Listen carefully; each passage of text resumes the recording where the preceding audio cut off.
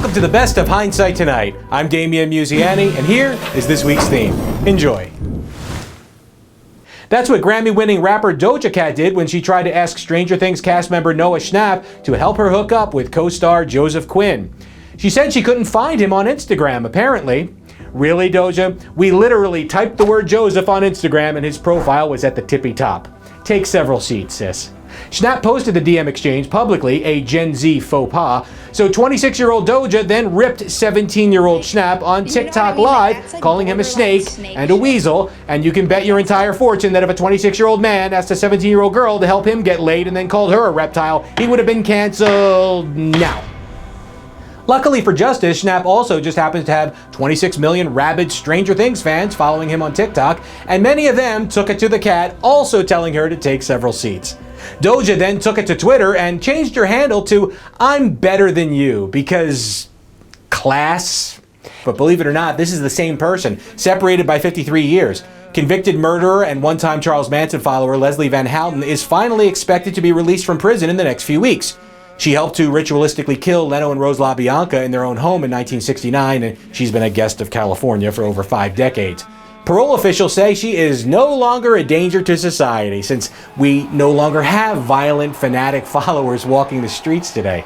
Sofia Coppola's daughter did. In typical Nepo baby slay queen fashion, 16-year-old Romy Mars defiantly showcased her privilege and ineptitude on TikTok, and the joke is on us, the hoi polloi. I know she's under 18, beyond cancel culture critique, but mom doesn't seem to care, so let's just tip down this path a moment and summarize, shall we? Teen from legendary acting and directing family is grounded because she tried to charter a helicopter from New York to Maryland to have a meal with her friend from camp, as one does. Decides to make vodka penne at home and thinks a cut onion looks like a vivisected scrotum. OMG, it does!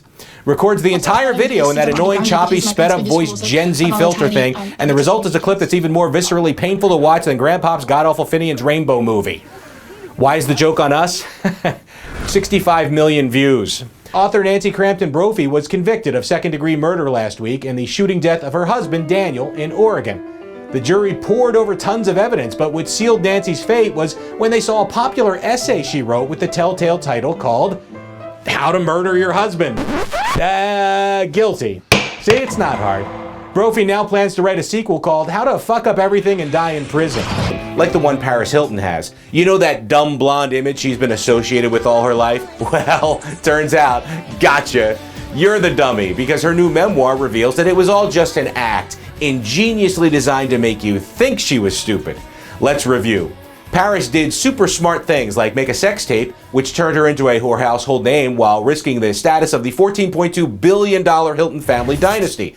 She also walked onto the Tonight Show set wearing 2 completely different heels. Side note, she had another pair just like them at home. And then she told the world she had no idea what Walmart was. I don't know. What is Walmart? It's like they sell wall stuff? No, they don't make walls, Paris. They just sell your shitty perfume there, but you knew that, retail mastermind. She also showed off her intelligence by praising the continent of Africa, especially the great country of West Africa. West Africa? Oh, sure, remember? It's wedged right there in between New Africa and Africanica. My favorite was when she walked off Good Morning America when she was confused by a question. That question? Do you ever worry about your moment having passed? That's right, Paris. Look to your PR rep for guidance. They must have gotten their communications degree from the University of West Africa. How else to explain this master stroke of public stroke mastering? Here, I'm just turning in my Mensa card. Just take it. We had no idea what we were up against. Oh, and then there was that drug bust and jail sentence, too. You know, they should make a movie about that one. They could call it Cocaine Bore. And that's your news. Have a great week. Don't forget to like us and subscribe, and I'll see you next Sunday with Fresh Hindsight.